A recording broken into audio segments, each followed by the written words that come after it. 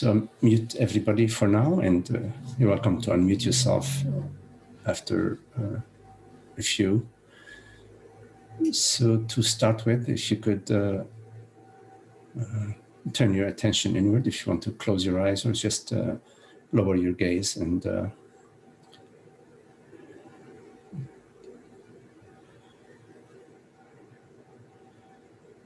welcome your experience, welcome yourself, welcome all sensations, whatever is appearing to you. Be like the wide open sky, transparent to whatever appears to you, whichever way sensations arise and whatever images.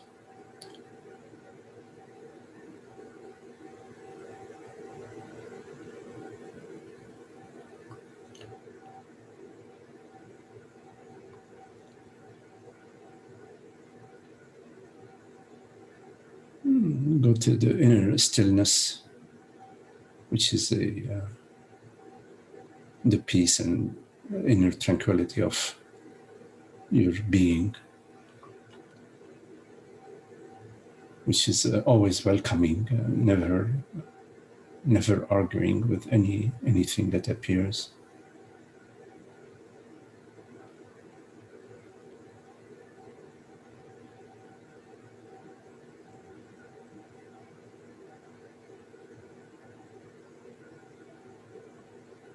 And you can turn your attention to sensations within your body.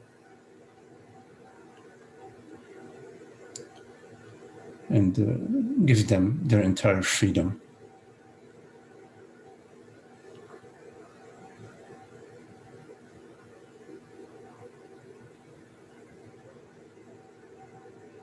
Allow them to express themselves, whatever sensation, whichever way your body wants to appear. Release the appearance to be its complete freedom.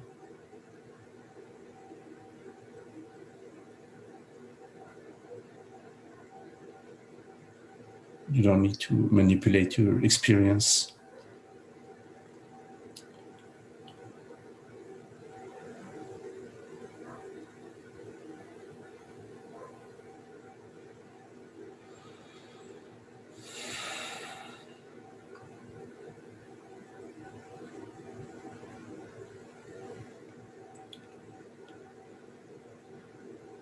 Notice the breath.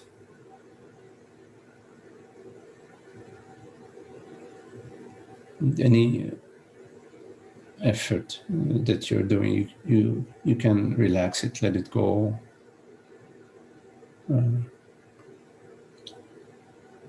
Invite whatever effort there is to sort of relax in your invitation.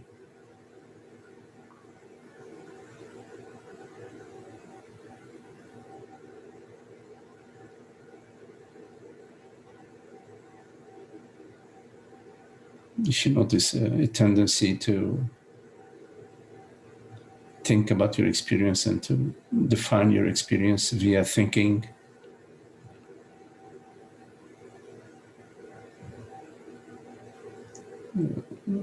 No need to feed this process of labeling your experience.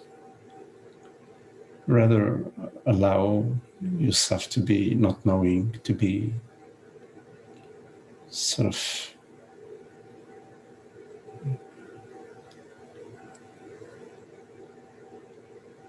label free.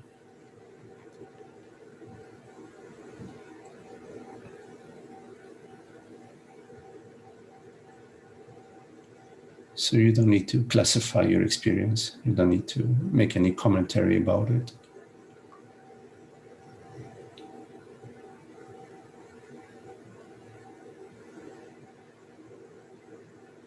In the absence of commentary,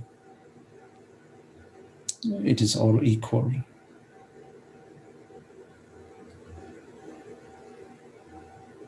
Equal as peace, equal as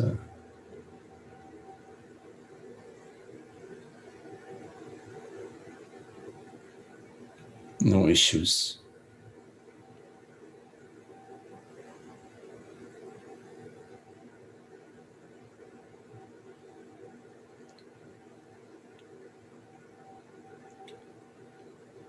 Because your true nature is love, is welcoming, is the peace of being. Invite that love to love every aspect of your experience, to permeate every aspect of your experience. No need to judge. It's all okay, it's all fine.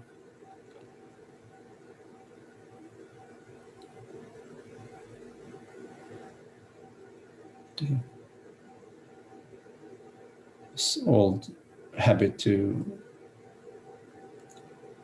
achieve and to seek, and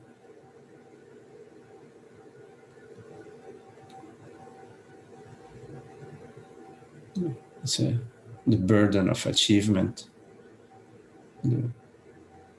goes hand in hand with self-judgment.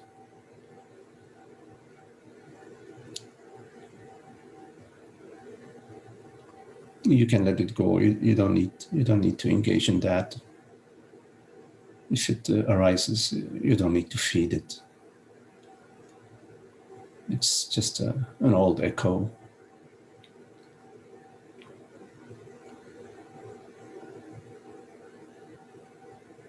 There may be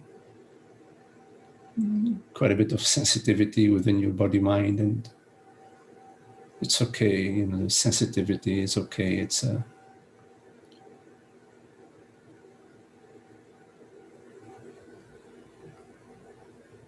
not a problem. There are no problems. In fact,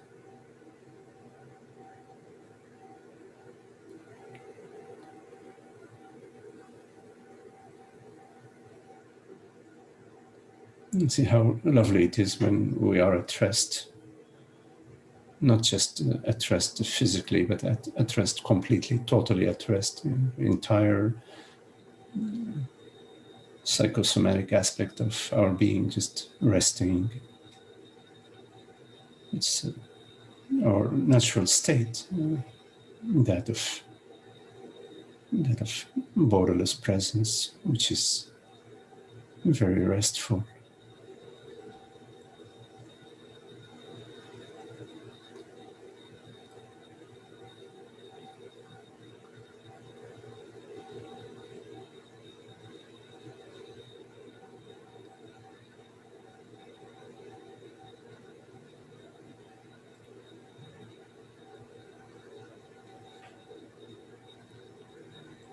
In this restfulness, in this presence, as that which is real in our experience, as the reality of I am, there is nothing lacking.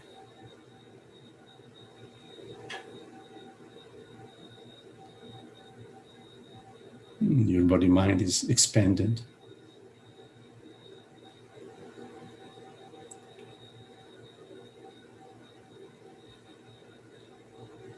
There's nothing that we are seeking.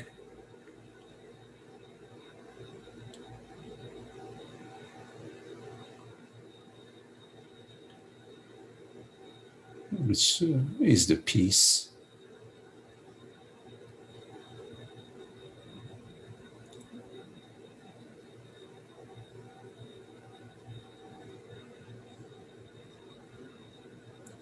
Sometimes we feel there is something lacking.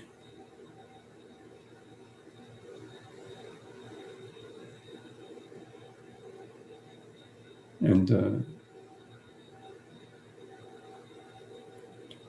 thinking gets engaged to fulfill this sense of lack.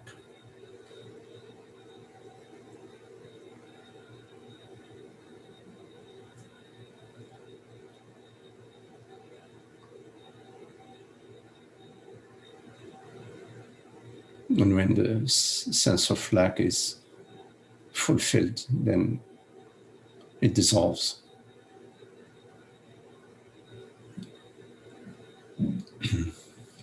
And it is in the dissolution of the sense of lack that we are at peace.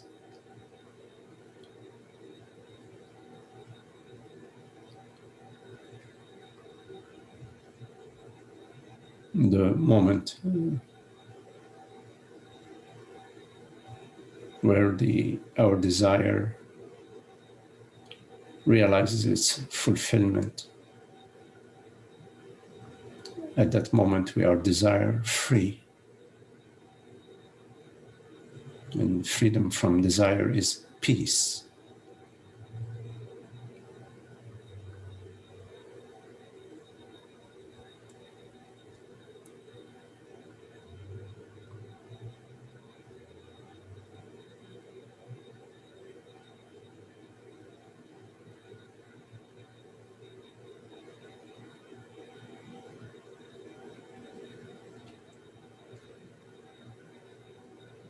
Notice how desire starts with the notion that I am lacking something.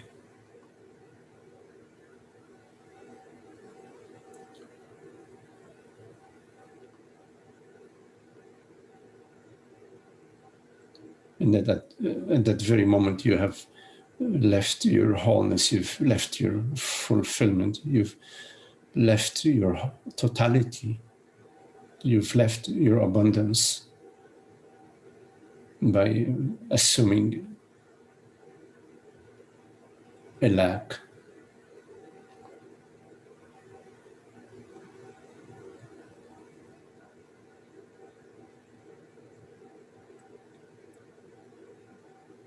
We assume a lack when we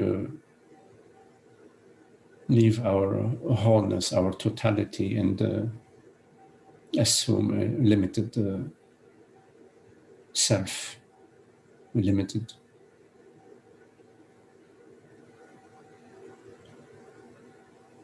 consciousness. We assume ourselves to be the body. In assuming yourself to be the body, you've reduced the wholeness and the globality of consciousness to a mortal body-mind. And at that very instant, desire arises, the desire to return to the wholeness, the desire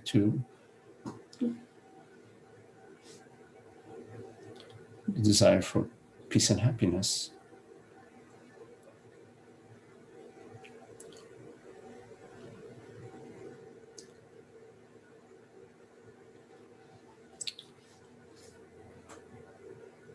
This mechanism is a psychosomatic mechanism. There is no separate reality in fact. In the totality of nature, there are no separate realities. In the cosmic order, there are no separate realities.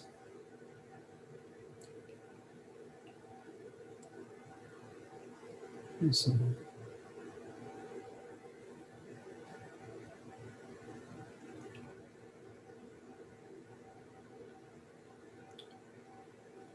but upon defining yourself as somebody in time and space, upon defining yourself as a man, a woman, a father, a son, a daughter, whatever, upon defining yourself, you reduce yourself, you reduce consciousness, you reduce your truth, you reduce nature to a particular event in time and space. And as soon as this reduction takes place, and within that reduction, there is the desire to return to the wholeness, to the totality.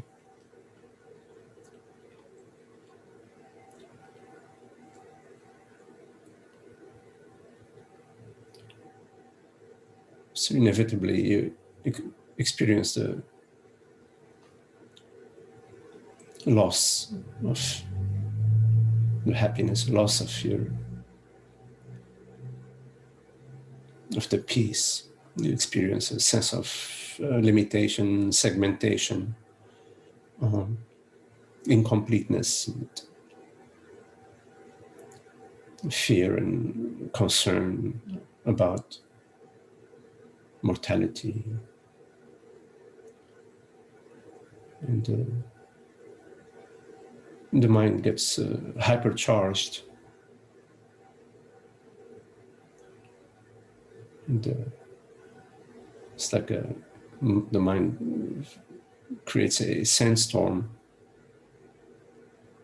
and you find yourself in the middle of this sandstorm,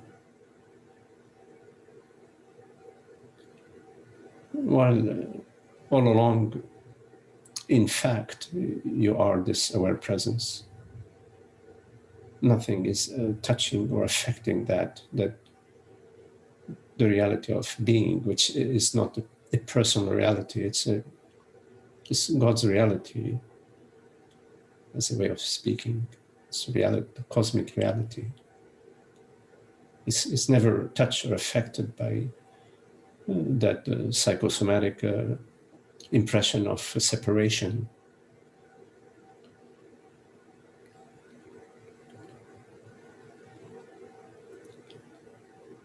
But within that objectification of consciousness into a personal body-mind, the infinite realms of forms appears, separate forms, separate objects that appear to you as some power, objective, mental, physical power.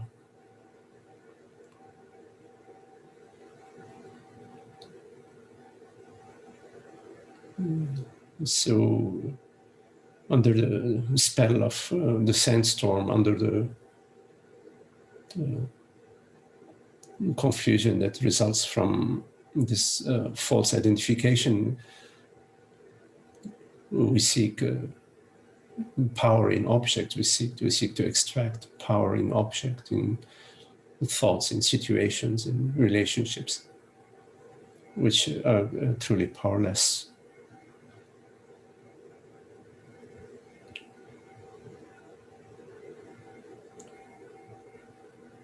And this activity of pursuing desire after desire after desire, object after object, leaves very little room for us to rest.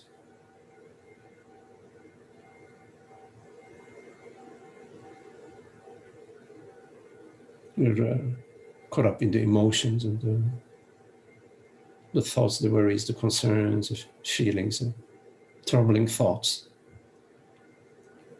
There's very little room left to rest and to be as you are. This aware presence that right now hears these words.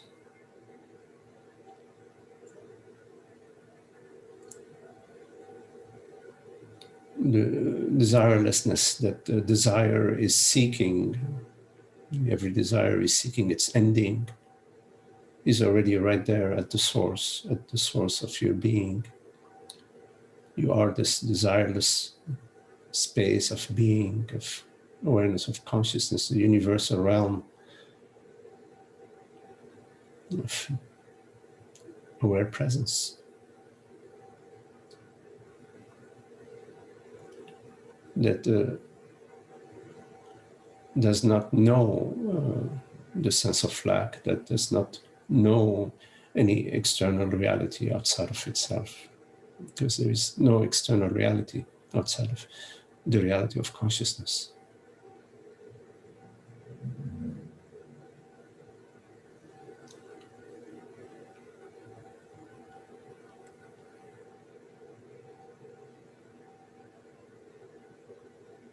So you can invite whatever desire arises to you, which arises as a thought and a sensation, an image, to rest in the presence that you are, the peace of being that you are.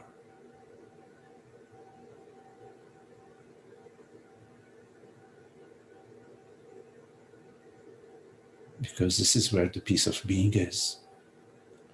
This is what each desire is seeking. It's seeking the causeless peace and happiness that is inherent at its source.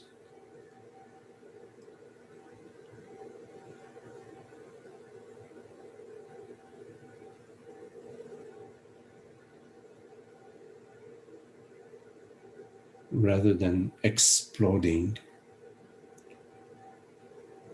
invite it to implode.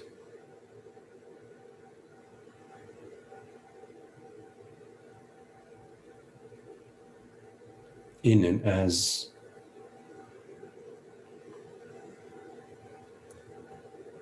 this aware presence that right now hears these words.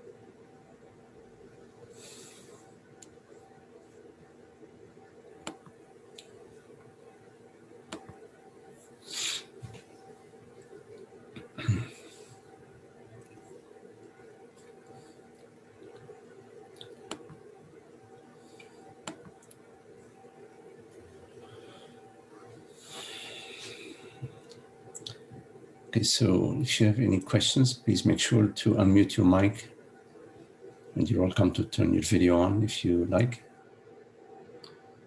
Hello, Magdi. No, George. Before I ask you a question, I really want to thank you for an interaction you had yesterday with, I can't remember her name, begins with an M, Marie, sorry. Specifically, near the end of that interaction, when you were talking about going to feelings, letting them be, welcoming them with open arms and inviting them.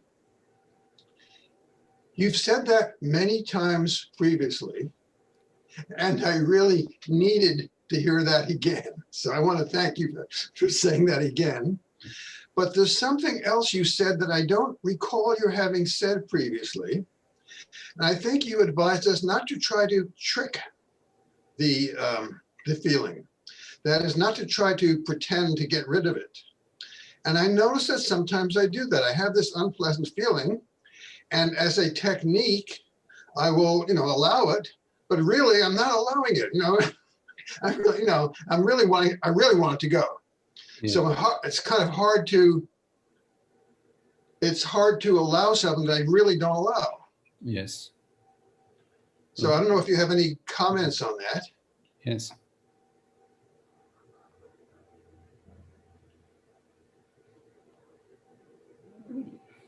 Yes, it's very important to sort of notice that, whenever, for example, we say, okay, well, yeah, so there is fear, or there is depression, or there is concern, or anxiety.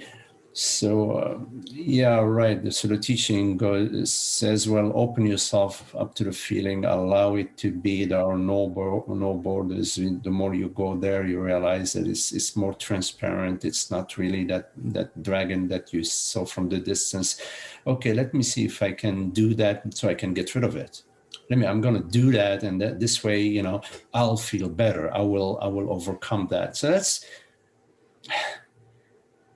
not what we were trying to do. I know that. Yes. We're trying to get rid of a feeling. As that, if you're trying to get rid of feeling, you're cooked. You're right from the onset.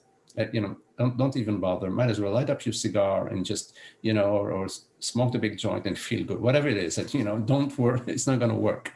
It's not about getting rid of the feeling. Yes. And I prefer a joint to a cigar, but yeah, yes. Rather, it's when we are contemplating, we're looking, we're investigating. So because we're investigating, we have no a priori position. You see, it's, and I know it's sort of, it's like, how can I investigate when I'm feeling fearful?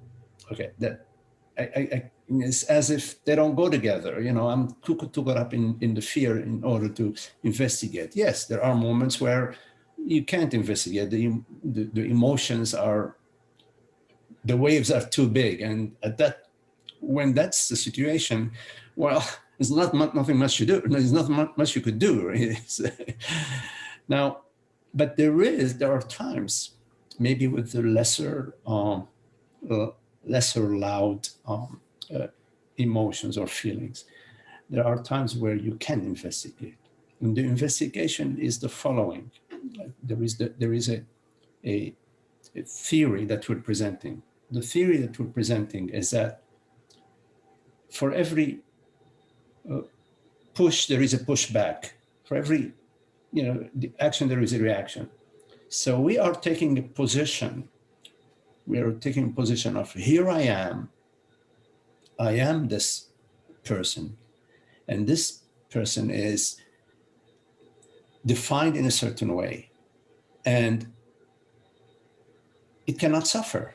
I mean, suffering is not part of my acceptable domain of positions that I agree to. Suffering, okay, fine, is out there, but not as part of my position.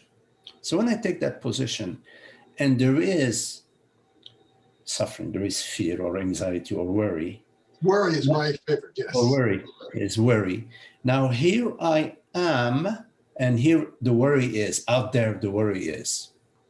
And so, all right, let me see. In the teaching, I can approach the worry. I can sort of open myself up to the worry, and I slay it. But it's important to understand that the worry is connected to a certain position that you are taking here at home. The position that I'm taking here at home is that I am this particular set of experiences, and worry is not part of it. My set of experiences is, all right, good money, good life, good relationships, good good thinking, etc., good healthy body, etc. Any position that you start with limits the infinite possibilities. It sort of it reduces the entire realm of experiences to that which is acceptable and that which is not acceptable.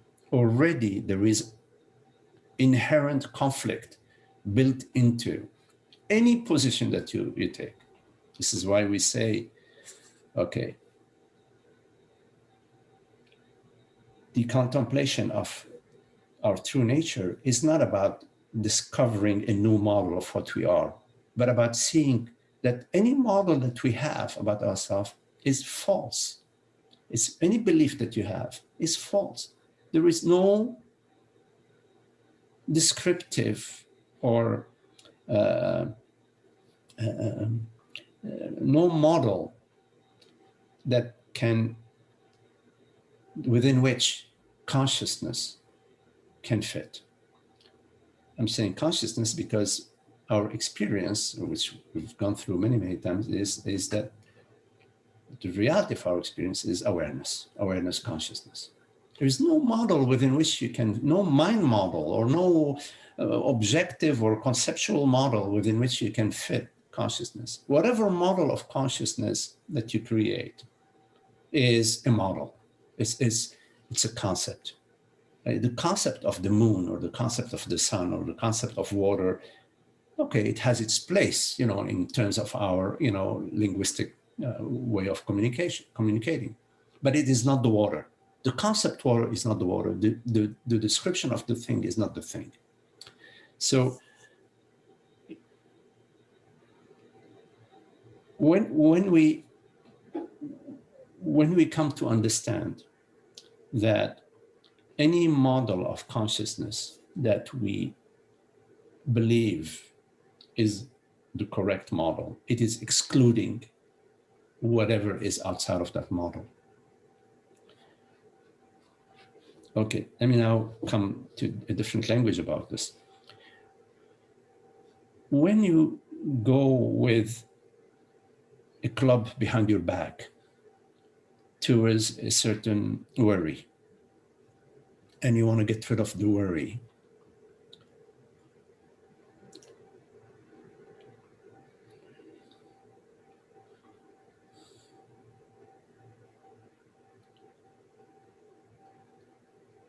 you may succeed at getting rid of that particular worry by certain strategy or by luck or a combination of strategy and luck. But the source of the worry, the cause of the worry, doesn't lie in the worry.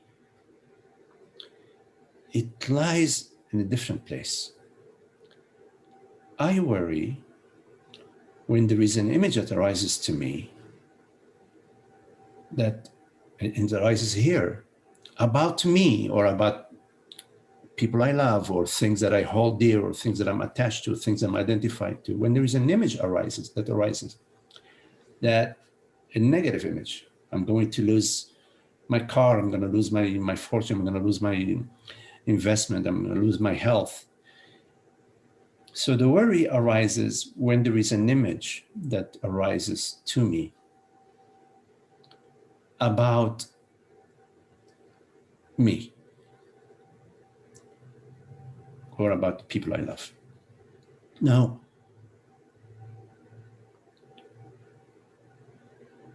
if I get rid of a certain particular worry, worrying about my health, so I go out to that feeling and somehow I figure I get rid of that worry. The factory, the source of the worry is still intact, which is the me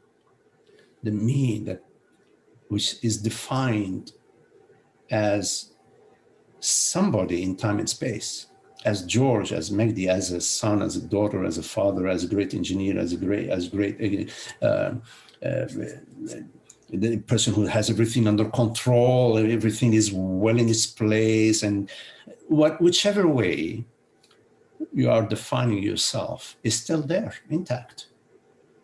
is actually even more powerful now, because, hey, look, I know how to get rid of that emotion of the worry, and I've got it down. I've been to satsang many times. I know the trick. I know how to do it, and here I am. I just beat the heck out of that worry, and it's gone. So now I get rid of the worry. I'm a stronger personal self. I'm a stronger. Good luck, because the next worry is going to come. Is gonna be that worry to the 10th, and you're going to go out by some great strategy, get rid of that worry. The next one is going to be to the 100. So what about, rather than dealing with the symptoms, go completely to the source? The source of the worry is the belief that I exist in time and space. I'm in the past. I have my past. I'm carrying my past. I've past trauma. I've learned through my past trauma in order to have a better future. That is a model. That's a model made out of mind. It's not the reality of consciousness. That's not the consciousness. Awareness has no model. That's just a mind model that somehow we've picked it up at a young age, and we've become very proficient at using this model. But this model is faulty, because first, I is not the body mind. I is awareness. I is consciousness. Secondly, the body mind is doomed. So you're doomed as a body mind. So you're worried about a worry? Who cares about a freaking worry when you're doomed? You see what I mean? So there is a bigger stakes there than the worry. There is a bigger stakes than fixing your worry or becoming worry-free. You gotta. What's more at stake is the fact that you're doomed, that you're mortal. Now that is how, if you put in the balance, okay, 1,000 worries and then death, your ending, the ending of consciousness. Obviously, the ending of consciousness, my ending, is more significant than worries. Anyways, I'm going on a tangent. When we go towards a certain emotion, a certain sensation, and if we're capable to, meaning the emotion is not overwhelming. If it's overwhelming, okay, we're going to ride the wave. But when we go to an emotion, it is very important to realize that we're not going to do something. We don't have a mission, you say. Rather, we are going to the sensation, to the feeling, because it's there. It's there. That's all. It's there. And if there is any door that's closed, it makes sense to open the door because it's there. It's knocking on the door. It's there. And the other thing is, when we go to the sensation, and sometimes I say, sort of liberate it, free it. In fact, it is already free. It's already there. It's just when we say allow it to be, it is more, do not engage in activities that block it. Let me repeat that. When we say allow the experience to the sensation or the feeling, its entire freedom, it already has its freedom. What we are actually saying is be watchful not to build barricades and barriers, because it's already free. Relax. Relax. It's more a non-doing than a doing. In other words, do not do the, oh my God, here it is, it's happened again, the worries are here again, I've been in satsang for so long, and the worries are still there. Satsang isn't helping me. Do not do all these activities of thinking are activities of thinking about maintaining a distance between me, whatever that is, la la land me, a distance between me, my story, the George that knows better and whatever, whichever way you would define, George defines George. And maintaining the distance. Well, in fact, there is no distance. There is no distance. Now, here we are. What distance is there anywhere in your experience? What distance? There is no distance. It's all intimate. There is no distance. The distance of zero, the distance is zero. You see, the distance is zero. But as soon as I say, a thought arises, I am here and you are there, there is an impression of a distance within that very statement, within that very thought, okay? The Cartesian, there is the x-axis, point 2.6 and point 12.8, whatever, the distance. But it's just a model. And although our experience remains complete intimacy, the impression via that thought, more than a thought, the belief that this thought represents reality, then we experience the somatic level. Hey, I'm here, what's happening to me? It's out there. Is it coming too close to me? Oh, it's getting closer. Uh-oh, it's getting closer. What am I gonna do? You follow? Yeah. What's really peculiar about this is when I have a worry, usually my worry is about future suffering. In other words, I worry, hey, this is going to happen. And if this happens, then I'm going to feel bad. I'm going to feel guilty. I'm going to thus and so. So it's crazy in that I have this emotion now about some event that may happen. And if and when that event happens, then I will feel bad. And I know, of course, knowing that this is all in the realm of separate self doesn't really help. So let me ask a particular question going back to the original. Let's say I'm worried about something. And can I just look at it? Hey, look, there's George. Now he's worried about this. That's interesting. George is worried about this. Why is George worried about this? Well, I guess he was brought up to worry. His father was a worrier. Yeah, there he is worrying about this. It doesn't make any sense, but there it is. Is that an approach, or am I, again, or I make myself wrong? Is it a judgment? That's not the approach, because you're taking yourself to be George. No, but I'm saying there's George and he's worrying. Yeah, no, George isn't worried. That's just a story. That's if George is worried, then George must be real and the worry must be real. No. Oh, okay. I got it. More appropriate model is that here is a story appearing to me. Here is George appearing to me, a so-called George. George is appearing to me as worry.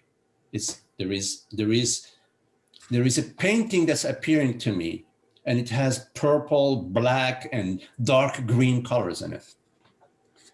Right. So, in other words, you are perceiving. It's not that here is George and George is worried. George is just a name that is being given to a 170-pound, it was given to a 6-pound baby, and over time is the same, the name, the body mind George has changed a zillion times, but it's still, we still call this body mind George. So to say that the body mind George is worried, it's like saying, my car is dirty. No, my car is not dirty. There are no qualities of dirtiness to the car. It is no the car is neither dirty nor clean. There are no qualities of dirtiness or cleanliness to the car. These are qualities that we attribute to, we attribute. So the body mind George isn't worried. Okay, I get that. Thank you for that. Yeah. I, consciousness, I'm perceiving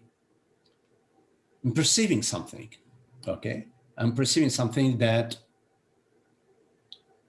also perceiving a thought that's saying, oh, this is a worry. Fine. Worry is just a concept, okay? It's a concept. So I'm perceiving the concept worry and I'm perceiving the sensation, right? Now, the sensation and the thought are just appearances. But it's important to understand what is that about? And the understanding is the following. Because that which is perceiving, is mistaking myself to be George. In other words, I no longer am that which is perceiving these words, which is hearing these words. No, I am somebody, okay, and I am George now. I am George. So therefore, I am no longer that which perceives. I am the body mind. Now I am the subject of whatever happens to the body mind. Whatever happens to the body mind is happening to me. But the only reason whatever is happening to the body mind is happening to you is because you have somehow decided, okay, I am not this aware presence that's perceiving this. I am the body mind. Okay, so if you are the body mind, and now you are telling me, okay, well, all right, I am George, and George is feeling these things. That's what I'm telling myself that George is feeling. No, doesn't work. You have to see that as long as you are still maintaining that you are the body mind George, the game is over. You are playing the game in the jail. You're playing the game of freeing myself from the jail in the jail, and the bars around the jail are 2 inches thick, and they're 3 inches close to each other, and there is no window. Yes, I see the error. I see now the error. See, what I said before is that there's an I and there's a George over there. And I see the error of that. There's no George over there. All there is the I and the thought. You've got to keep coming back to that, George. You have to keep coming back to that over and over and over. That George is the body mind. The name of the body mind is a functioning machine. It's a machine that has a lot of beautiful software to it. A lot of experience has been improved, and it functions, great. With every now and then every now and then things fall apart. We have to rewire. It is the instrument. Right. The body mind George is the instrument. That you are not an instrument. Right. So the body mind does not perceive. No, it doesn't feel. The body mind doesn't feel. That's right. That was the error I was making. The body mind does not feel. It records. You can record within the brain or within the body mind the impressions of the mind at large. In other words, if you're looking at a beautiful sunset, okay, I can record within certain instruments the effect, the symbiotic manifestation of that experience in the world at large within the body mind. So it is an instrument that is not sort of excluded. It's interconnected. It's an instrument which is interconnected with the world, body, mind at large, you see. But it's still an instrument as a way of speaking, you know, as a model, as opposed to being the reality that perceives. There's only one perceiver, and that is I. It's the same I, George. The same I. There isn't like, you know, it's not the body mind that perceives. It's not the body mind that feels. Yes, I got that. That was the error I was making. You know, so in one sense, I had the thought I should have known better, but that's fine. That's just another thought. That's fine. Whenever you're referring to I, slow down. Slow down. Whenever you say I, or to yourself, I am, slow down. So what are you, in this moment, what are you referring to when you are saying I? Are you at that moment referring to the body mind? And if you're referring to the body mind, then you need to be clear that you're referring to the body mind, referring to your car. The car, you know, I want to take the car to wash it and shine it and polish it. Okay, to be clear, not to confuse your consciousness with the car. Yes, I get it. Okay, that's great. I really appreciate this, Magdi. And whenever you confuse consciousness with the car, you are going to come next week or 2 weeks in and ask the same question about worry. The worry will remain as long as I'm identified with my car or with the body or with my money or with the government, the world peace, whatever you choose.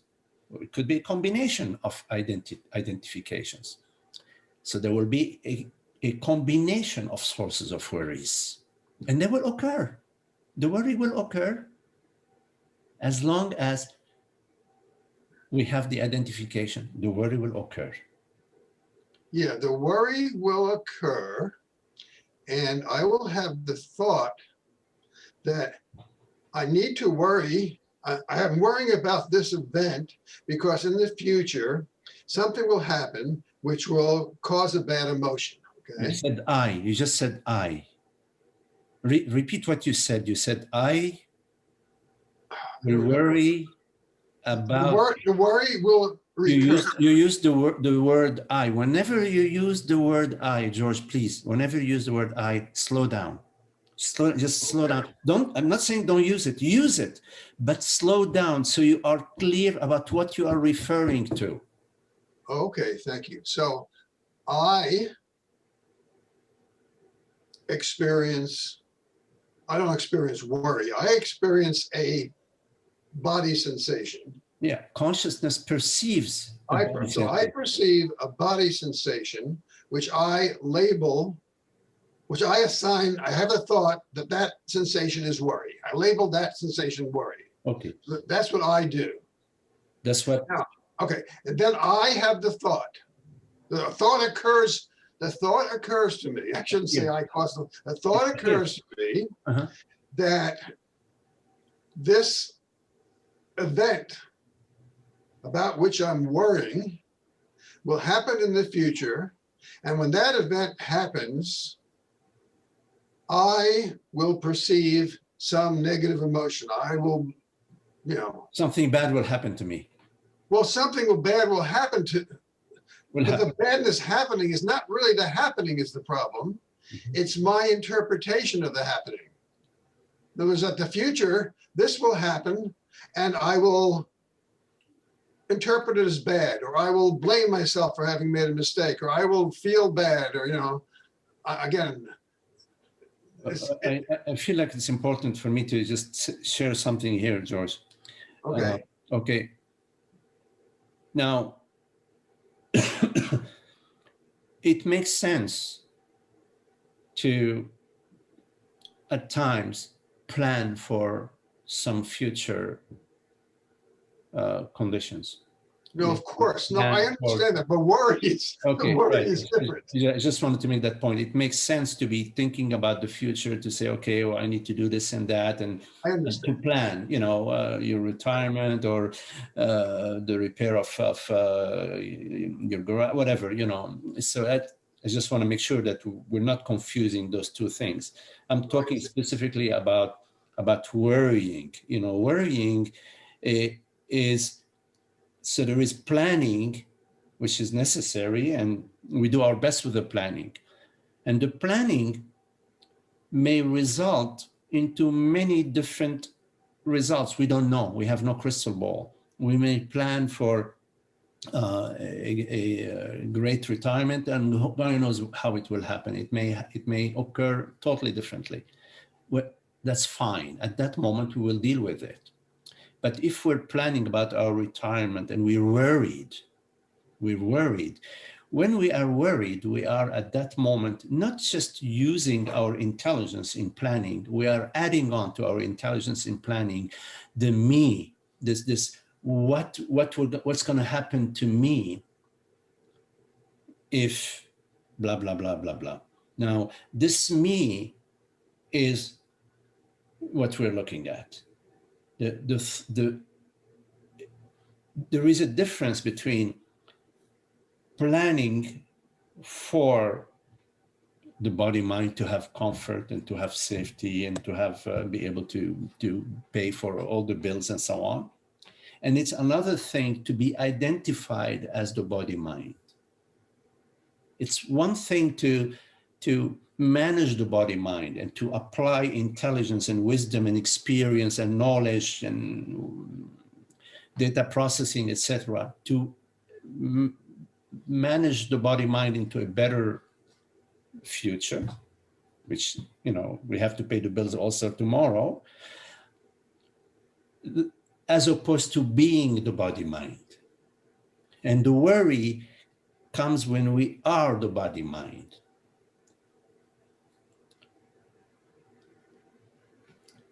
So yes, you use your intelligence to serve functionally, in a way, as best as you can, to process all the information that you have, gather the information that is lacking, to get to the best plan that's available for you, for the body mind, tomorrow, the future, etc., without identifying with the body mind. So you are moment by moment doing your best. And of course, we don't have a crystal ball, and we don't have all the data. Who knows what's going to happen to the economy tomorrow? We don't know. But we do our best. When the time will come, which means tomorrow will come, and there will be a different situation, the process of intelligence functions again. It's still functioning. But it's a freedom from the results. Freedom from the results. Why? Because consciousness is infinite possibilities, infinite potentials, infinite ways. It's all happening as part of the whole network. Whichever way it's moving, we say God's will or God's creativity, or God's infinite potential.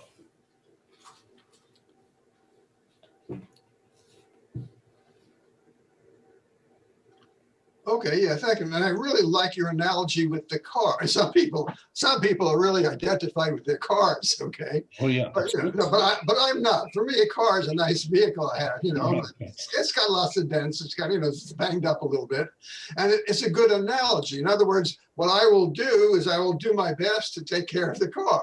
Okay. But I don't identify with the car. Yes. It's not. Yeah, it's just a car. And the same thing with the body mind. Exactly. Yes. Yes. Okay. Thank you, Magdi. Thank you. All right. Okay.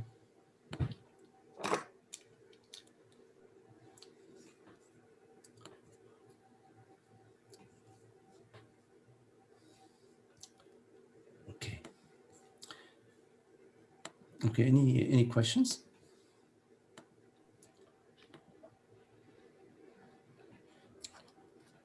Hello, Marie. Hello. Hi, Marie. What did you mean when you said the body mind doesn't feel? Oh, well,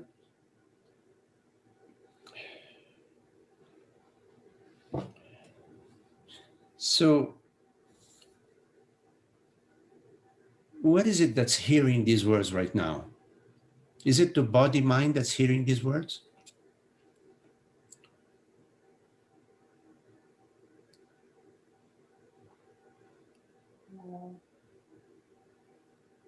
I would imagine so. I'm sorry? I imagine so, yes. Well, don't imagine. Just go to your experience right now. You're here. I don't want to put words in your mouth. Something is hearing these words. What's hearing these words?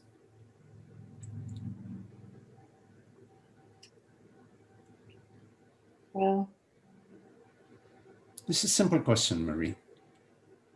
my ear. I mean, that's Your ear. Okay, so when you call, a friend and you say, "Hello, dear friend. Today my ear heard the birds singing." Have you ever called a friend of yours and said, "Oh my God, today it was really beautiful. I was sitting on the deck and my ear heard the birds singing and my eyes saw a duck, playing by the pond." No, of course we don't say that, right? I mean, say I hear these words. I mean, it's not by accident that we say I hear these words. I mean, your experience, are you experiencing your ear hearing these words? Let's say that you've never went to school and studied anything, and nobody ever taught you anything about the auditory apparatus. So that piece of information is not there, is not in your brain. You don't have this access to this information. And I ask you, no, will you then not hear these words? Yes, obviously you will hear these words, right? Wait, you're saying if I hadn't been taught that there was such a thing as an ear? Right. And you're asking me what? You will hear these words, won't you? Oh, you mean like right now, if I didn't? Yes. If you had no idea about But I still physically have ears. But I just I wasn't talking about not. No, I didn't mean that. Maybe no. What I meant is, if you had no, I didn't know the concept of concept of ears hearing. Yes, I see what you're saying. You will still hear these words. So look, look at the body as a metaphor. Look at a computer, or a machine. That in the computer there is a video card, there is an audio card, there is a central processing unit, there is a screen, etc. And they're all functioning. They're all functioning. But it's not the audio card that is hearing. It's not the video card that is seeing. It is consciousness that hears and consciousness that perceives. Mm. Look at the metaphor of a telescope. The telescope, via the telescope, you can see Neptune. You can see Neptune. But it's not the telescope that sees the planets, right? It's not the telescope that perceives, right? Well, I suppose I can understand it in terms of when I'm dreaming at night, I can hear, I can see, I can feel, I can touch when I'm asleep. In your dreams? You mean the dreams? Yeah. Yes. Yeah. It feels real, but obviously I'm not using my. Yes, yes, right. That's a good metaphor right there. You're right. You're right. There is hearing, and you know, you may hear a stream, you know, in your night dream, but you're in bed and you're very far away from any stream. You're right. That which hears in this moment, it's not the ears that hear. Uh, yes, I saw what you're writing, Zoe. I'll come to that in a minute. So when I said that it's not the body that feels, I'm referring that the body is an instrument. It's an instrument, but that which feels, that which perceives, that which knows is consciousness. Now, obviously, there is a relationship between the body, the world, and that which I perceive. So when the barometric pressure gets to a certain level, and the humidity gets to a certain level, and the electric charge in the sky comes to a certain level. When these three things interact, the electric charge in the space, the barometric pressure, the moisture content of the air, then there is lightning, right? It's an interaction between, in the world, there's an interaction that results in lightning. That which perceives the lightning is I, consciousness. Similar, like when you bang your toe against the corner of the table, there is a sensation of ouch sensation. So there is an interaction between the body and the world, the table, which results in a sensation, which we call ouch. That sensation, I perceive the sensation. It's not the toe, the second toe, the third toe, the fifth toe, or the bottom of my foot that perceives the sensation. It is I that perceive the sensation. And I auto-locate the sensation to the toe. And it makes sense for me to auto-locate the sensation to the toe. So if there is a broken toe, I can fix it, because consciousness is also managing the world, body, mind. So as consciousness, I feed the body. The body doesn't feed itself. Yeah, okay. When you said the body doesn't perceive, that made more sense to me. Yes, yes. And think of the telescope, the body as an instrument, and consciousness as the reality, as that which perceives.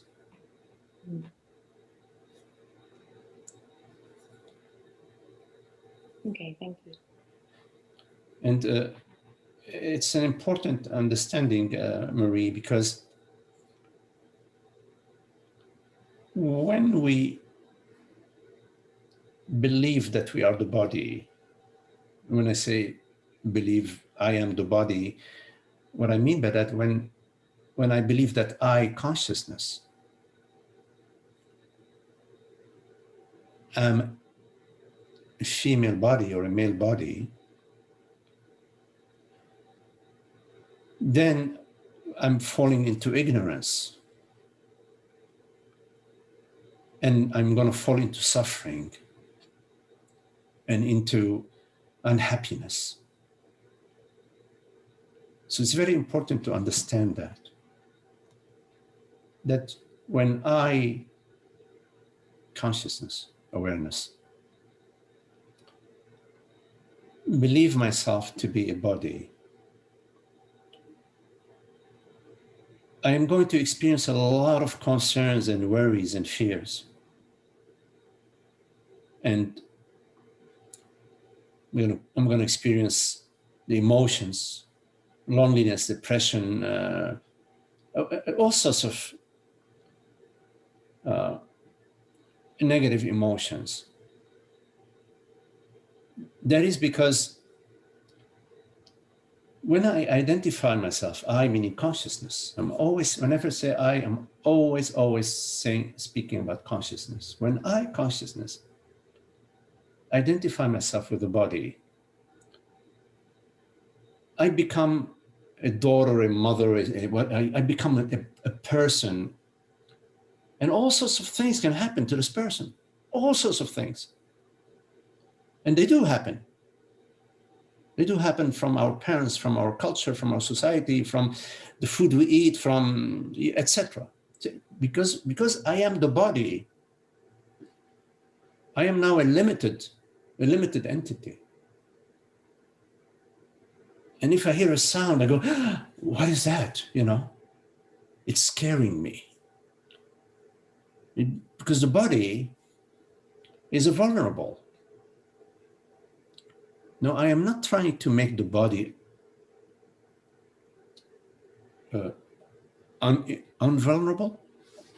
invulnerable. No, the body is vulnerable. But I, consciousness, is not vulnerable. We experience the body as it appears to us. But the confusion is that we believe we are the body which appears to us.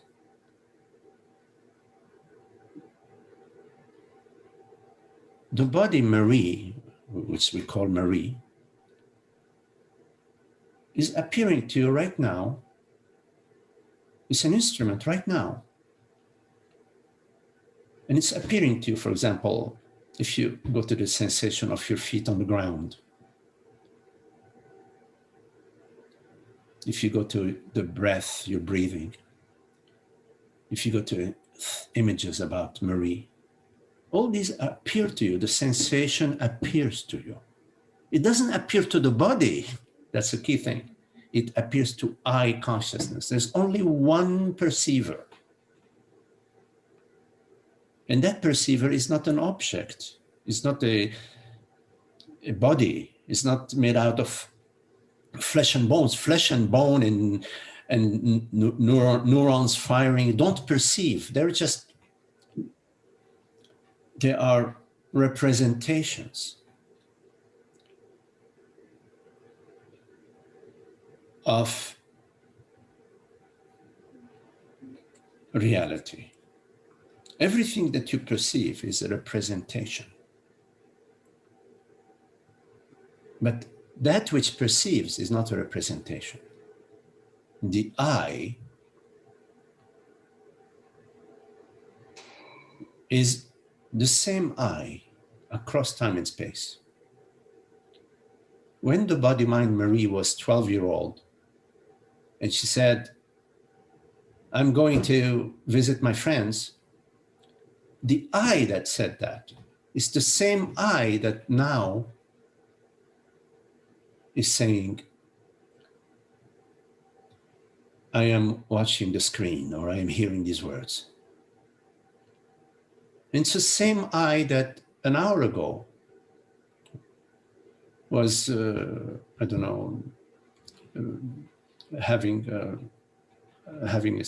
a sandwich. It was the same I that was sitting there, perceiving the kitchen, perceiving the sandwich. Is always the same I across time and space. And there aren't two I's. There isn't I awareness and then I, the body. No, there is I awareness and there is that which appears. That which appears to I is thoughts, perceptions, and sensations.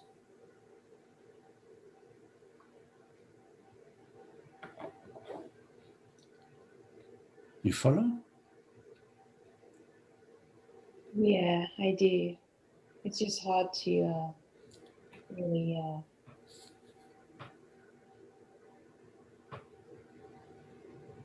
really, really understand. I understand, but to make that shift, or just, because I hear that, everything is happening within awareness. Everything is happening within awareness, but it Well, still feels like it's happening in this body.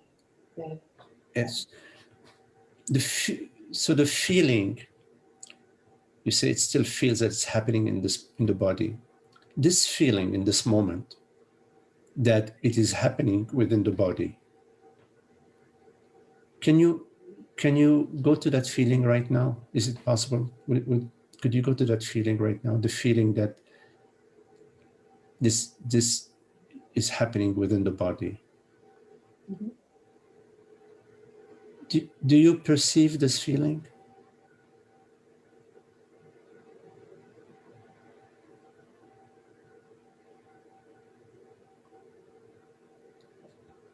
Which feeling? The feeling of That being the feeling that this perception is happening inside the body.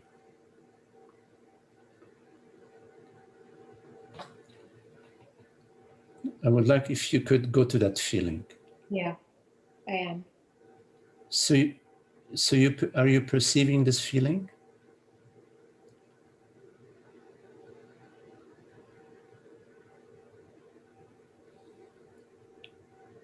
Receiving this feeling. Yes. Okay. So as you perceive this feeling,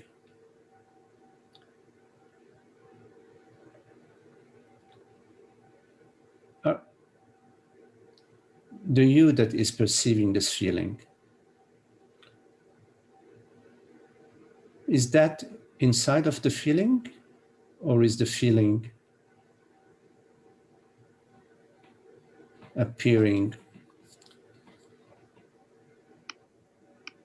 inside of you that is perceiving it?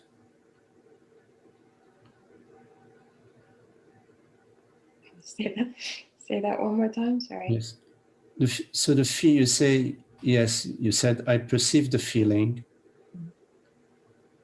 that this is happening inside my body, that I'm hearing inside my body.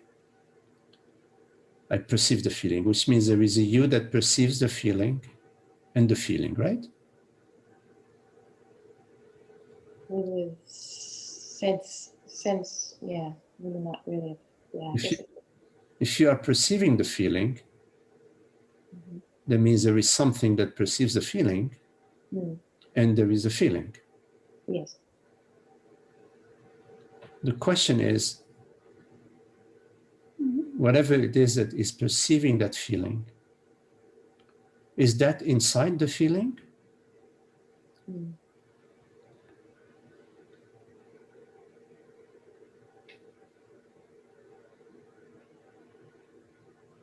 Inside the feeling.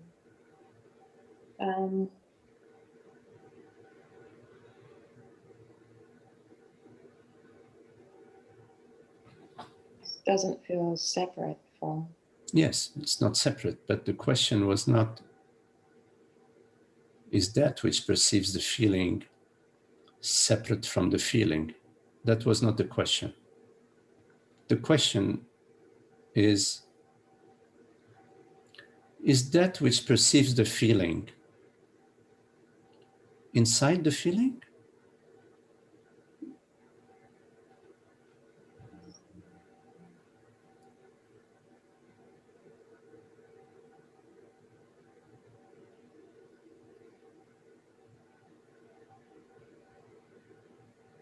Well, I wouldn't say inside the feeling.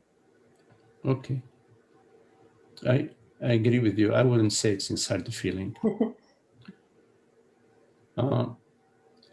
There's still a position. I still feel like there's a position though that it's almost like I'm behind the feeling.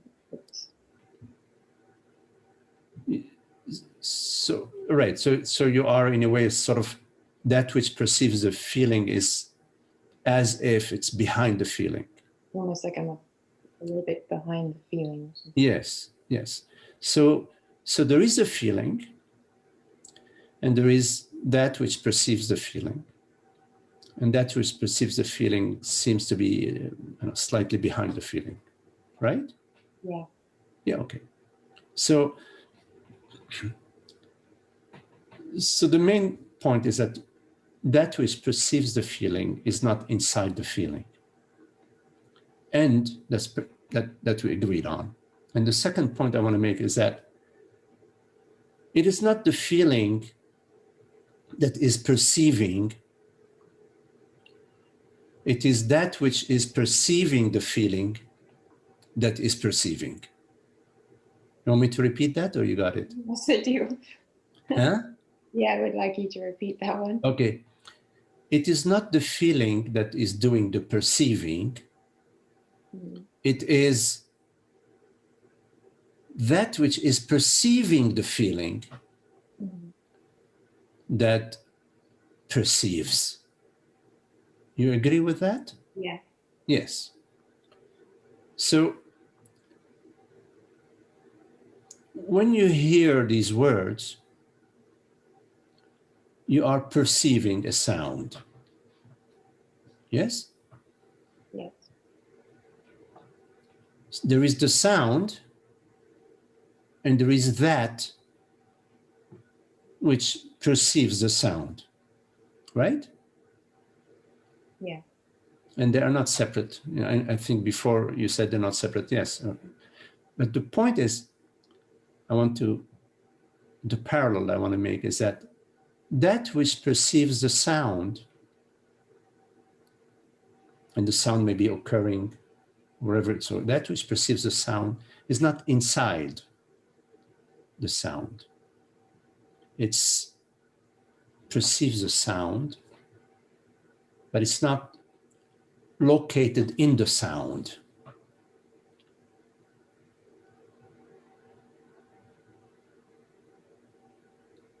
In fact, in this moment, you are perceiving this sound, and you're also perceiving the screen, and you're also perceiving, peripheral vision. There is a peripheral vision. Your perception is never just one particular thing. Your perception is there is more to your perception than just hearing these words. That which hears these words is not located within the words, is not defined by the words, is not found inside the words. When you take apart the words, you will not find the hearer of these words.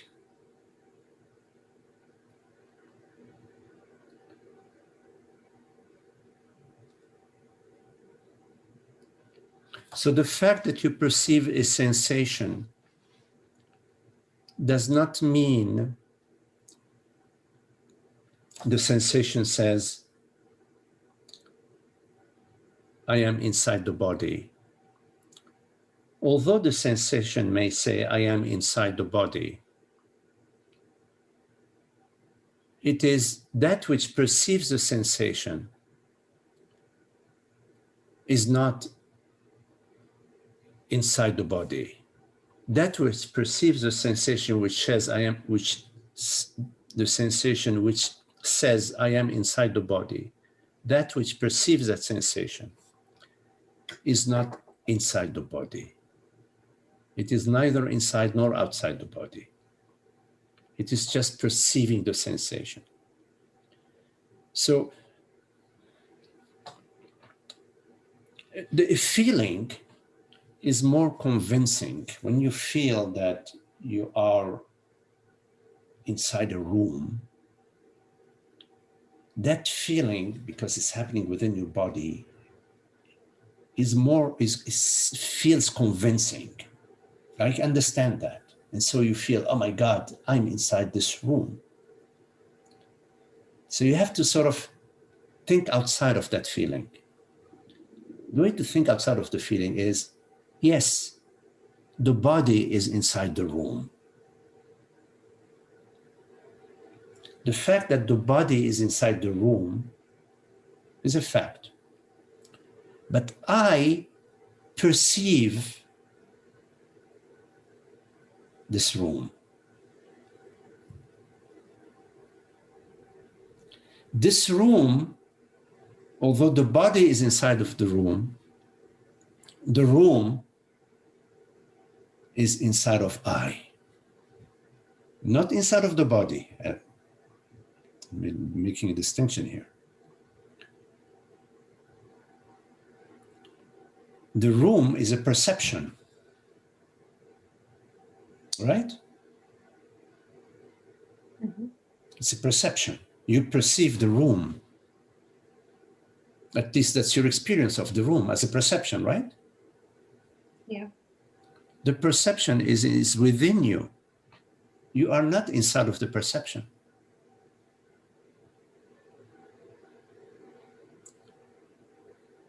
Does that make sense?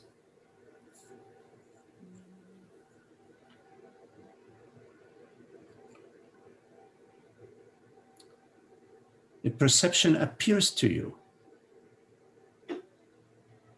Yeah.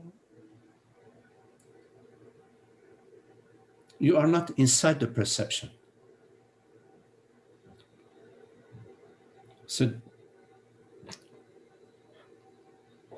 don't know what that means. I'm not inside the perception. I don't know what that means. meaning, where is this perception located? Right now you're perceiving.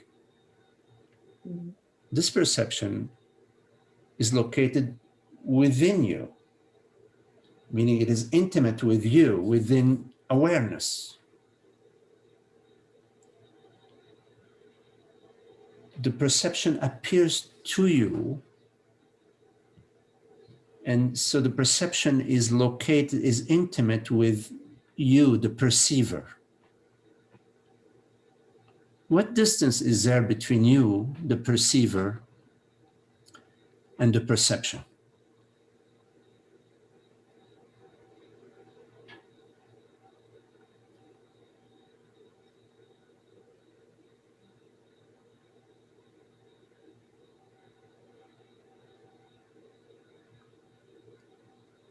If to go to your perception, right now you're perceiving.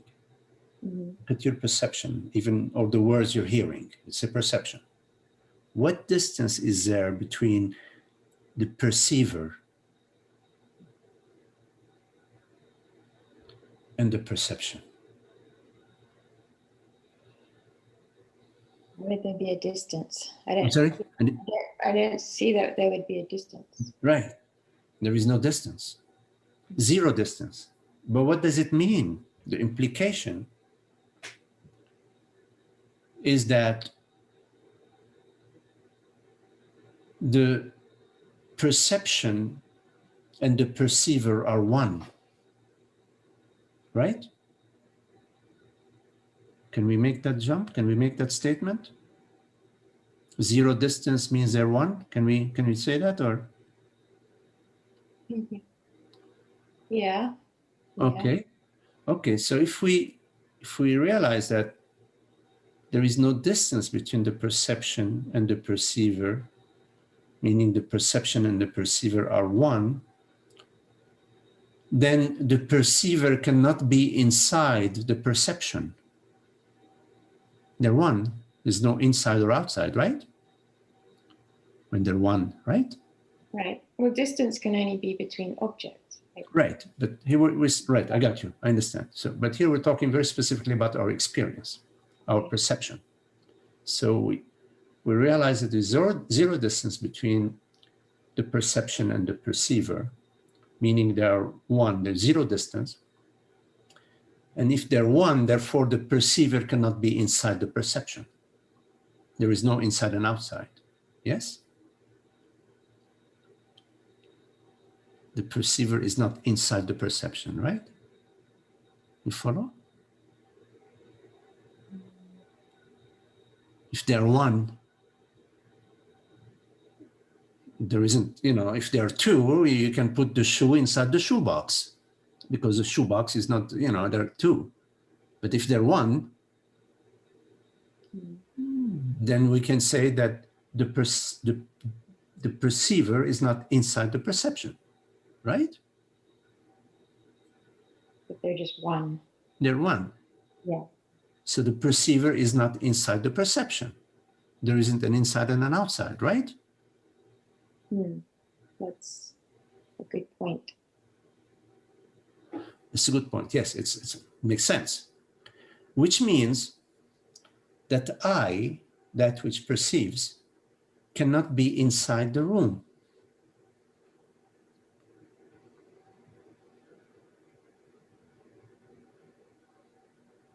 Because the room is my perception. I see what you're saying.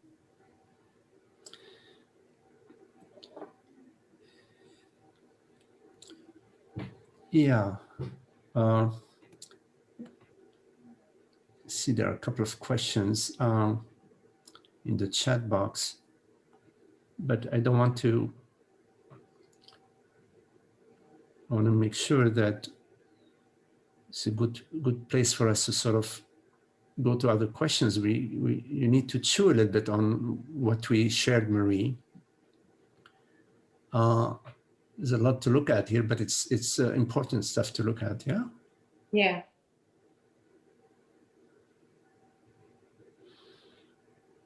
Okay. Zoe, you're right. Mine wasn't a question, Magdi. It was just Oh, okay. another example of, you know, how the perceiver is not the eyes. Yes. Because we, like Maria was saying, that, you know, we dream without the eyes. And so anyway, that was, I was just throwing that in there. Thank you. That was a very good point that Marie made. Thank you, Zoe. So Kelly, oh, hello, Kelly. Hey. Hi, Kelly. Hi. So, yes, Kelly. So what you said to George was very clear. And then when you were talking to Marie, you mentioned that when you identify with the body, then you feel the loneliness, the worrying, the unhappiness. And my question is, what does loneliness, worry, or unhappiness, how does that concern the consciousness? Yes. In fact, from the perspective of reality, of the reality of awareness, which is our reality right now in this moment and every moment, there is no worry or concern or loneliness. No, there is no such thing. The worry, the loneliness, and the concerns only arise in ignorance. Ignorance meaning when we believe and we feel that we are the person, that we are a woman, we are a person. When we believe we are a person, at that moment, because a person appears to us, Magdi, Kelly, the body-mind appears to us. It appears to us as bodily sensations, thoughts, images, memories, stories, narratives. All of that are appearances. They appear to us. It's very important to get a feel of that I perceive the hunger of the body. I perceive the sensations of the body. I perceive the loud sound coming. So the perception of hunger of the body or the loneliness, aren't those thoughts and judgments? No, the perception of hunger is not a thought. Oh, no, I guess not. That is not. No, the hunger is a sensation. Okay. experience of loneliness is a perception of a sensation. Because when you're lonely, I don't know, you feel there is a sensation maybe in your chest or whatever. A hole. So there's a sensation, or a sensation. And also, when is my loneliness gonna end? I've been lonely for so long. The I in those thoughts is the body mind. Is what I believe. What I believe myself to be. But where is the thought coming from then? The thought, there are two kinds of thoughts, or well, there are some categories of thoughts. Yes. There is a thought of, should I buy tomatoes to add to the salad, or maybe buy artichokes.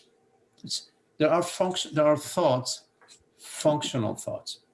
And these thoughts, they are part of the whole, part of the nature, part of the universal mind, part of consciousness, part of God's creativity, of artichokes. Who knows artichokes, and tomatoes.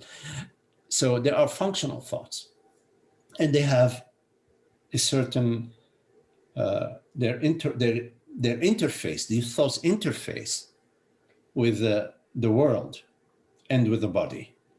So the thoughts about tomatoes interface with the world, agriculture, the farmer, and with the body that is, can eat that tomato. And there are creative thoughts, the thoughts that say, wow, I'd love to learn how to tap dance, it'd be great to learn how to tap dance. These are celebratory thoughts. And they come from, they're an aspect of the thoughts, the infinite thoughts that we can have that are playful, celebratory, fun, joyful. They're part of the spark, This is when some fireworks, on St. Patrick's Day, whatever, it's a firework, So there are these sorts of thoughts.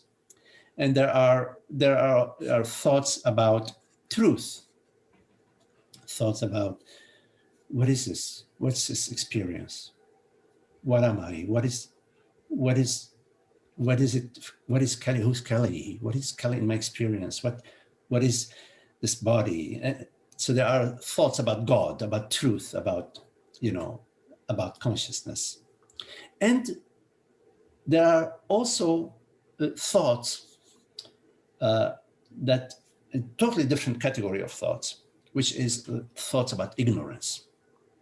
The thoughts about ignorance, which you were asking about worrying, the thoughts about ignorance are a result, they're secondary thoughts. There is a primary thought in ignorance. The primary thought, or the root thought in ignorance is I. Again, as you know, I always refer to consciousness. I never use I in any other meaning. The root thought is I, consciousness, is a woman, a man, a person, a son, a daughter, I'm born in 1970, whatever. That is the root thought in ignorance, that I, consciousness, am something or somebody. I exist in time and space. Once that, from that root thought arises many, many, many thoughts of ignorance. They're like branches of the ignorance. And they vary. Thoughts maybe, oh my God, what's going to happen to me tomorrow? When am I going to be happier? When am I going to lose that weight? When am I going to become more attractive? How come my grandmother did this to me? Where are the people who love? Whatever. I mean, and we all know about these thoughts, right? I mean, there are worrying, and of course, loneliness. Oh, I'm alone. I'm alone. It's from the root thought, I am the body mind. Everything that's happening to the body mind can be interpreted in a million ways. You know, oh God, I'm really strong and healthy. Oh my God, what's happening to me? I'm falling apart. Oh, you know, too many people here. I wish they would leave me alone. Oh, I'm all alone here. Where are the people? It's a zoo. You know, it's a circus. We know that circus, right? I don't need to. So the unhappiness and the thoughts that arise that are unhappy, that are about worry, about loneliness, about anger, about fear, they have a root thought to them. So often in our satsangs, we try to bring out, to dig out that root thought. The root thought is a belief that I, the reality that perceives, which is one reality, that which truly hears his words, which is a female, is the body. It's the body that hears. No, it is not the body that hears. It is I that hears. I perceive.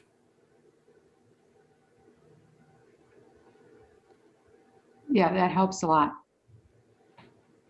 Yes, Kelly. So basically, if there's no identification with being body mind, it probably isn't possible to have negative thoughts. Absolutely. Or Absolutely. feelings. Absolutely. Complete, you know, the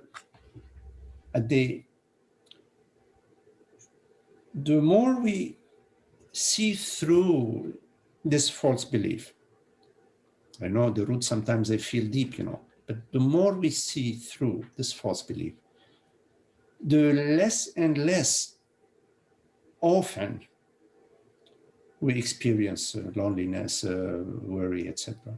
And not only less and less often, but also they don't last too long. You know, like in the old days, I've been depressed for the past week, you know. Then over time we say, oh, I've been depressed for the past hour. You know, I've been depressed. I think I had depressed for 2 minutes. I think I had a depressive thoughts. I don't know what it is anymore. You know, it moves in that direction. And at some point, you know, as you're no longer experiencing these. So I have two more questions then. Well, or an observation. It seems to me that when you don't have these attachments, then taking on feelings or going with them is just fun. Well, sometimes, like sometimes it's fun to be angry, or sometimes it's fun to see a movie and it's sad or something, and you just want to weep and cry. Well, there's a difference between, you know, watching a movie and something touches you and you cry. I'm a little bit in that direction. I'm a little bit. I have a cry, you know, and anger. You see. So think of anger this way. Think of somebody having fun, because you said there's fun. It's fun to be angry. Getting angry with your 1-year-old or 2-year-old child. And that would be fun. Well, no, you just said it's fun to be angry. No, not always. Not always. Well, either it is. I mean, if you're watching a movie, I'm sorry. If you're watching a movie, yes, there's a person that's really nasty or something. Oh. And then you get angry. Oh, make believe. Oh, I wish they dropped dead. I wish, you know, yeah. I wish all these horrible things for that person. Yeah. I mean, that kind of thing. Is see, as long as you, you know, it's sort of in the sort of setting that you're describing, where you know, you're playing at being angry because it's a movie game. But in life, I wouldn't do, I would stick just with the movie, like you said, you know, when you're watching a movie or something, because in life, it has a contagious aspect to it, not Yeah. just within oneself. It's sort of awakens the demons, but also it ignites in others something that they are struggling with and they are working with in their own way, you see. So rather you want to help them with their work, with their in their path, rather than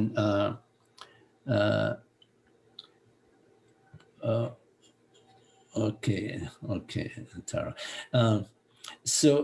Yes, so you want to be a little careful with that, Kelly, in relationships, especially. You want to be careful not to.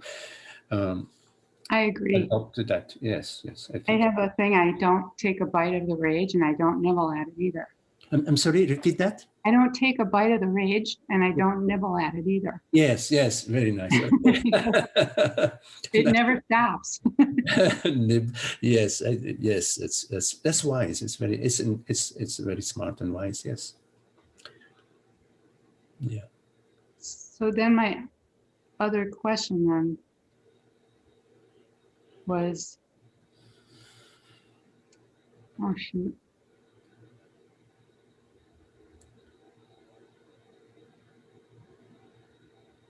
Oh, maybe I'll remember it in a minute. Sorry. Whose birthday is it? I'll say something then real quick. This is a thing that Francis has said. I've heard Rupert say, Francis said this: meditation is a universal yes saying to everything. And yeah, when you were describing with George, that, I don't know, that just really hit me, that meditation, it's like there's no distance between what we're perceiving. And if we just welcome it fully, it's all is well. Yes, it's an effortless yesness, because in consciousness, there are no doors, no windows, no gates, no walls. It's an open, universal field of being. So by its very nature that it has no doors and no pass, no easy pass, no tolls. By its very nature, it's a yesness, because there is no possibility of no possibility. There's no possibility of no, of any opposite. There is no opposite in truth. This is why we use the term absolute. So love is absolute. Peace and happiness and wisdom and freedom, they're absolute. They have no opposite. Only in the conceptual realm, there is up and down, inside, in and out, and good and bad. It's in the conceptual realm. But the conceptual realm is it's like dividing the ocean in 4 sections: the northern ocean, the eastern ocean, the south. You can divide it in 18 sections. You can make a pizza pie out of the ocean. It's still the ocean. Beautiful.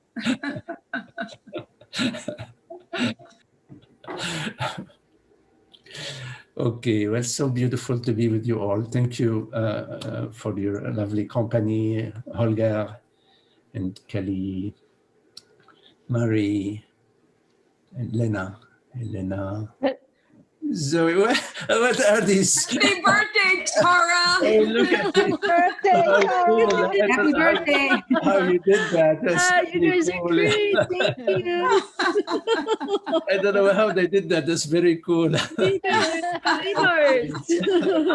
And George and Esther and Holly, lovely to see you all, and Lena and John. Thank you all. That is cool. Okay, you have to tell us what you did. Okay, that's all beautiful. Beautiful. Thank you. Love you guys. Love you. Love you. I can't wait to see everyone again. I know.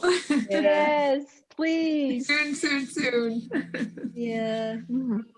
Have a great Bye. rest of your day. I'm sure you've already had a magnificent. Yeah, Magdi made breakfast this morning and Oh, very sweet. beautiful. He's a good cook, by the way. All right. I believe it. Yeah, I heard him say the other day that he liked to cook, but that you have the charge of the kitchen, and so I do most of the cooking, but when he makes stuff, he makes really yummy stuff. This morning he did kind of like a fusion. It was an omelet, but he had stuffed grape leaves in there Whoa. and tomatoes and garlic and things. So he does like Middle Eastern influence sometimes with his cooking. Nice. Yeah. that sounds delicious. Well, maybe we all have breakfast together again sometime. That would be sweet. Yeah. Okay. Bye, everyone. Love to you, Tara. Bye. Love to everyone. Yay. Esther. Hi. Love to you. John and Lena, George, Kelly. John. John.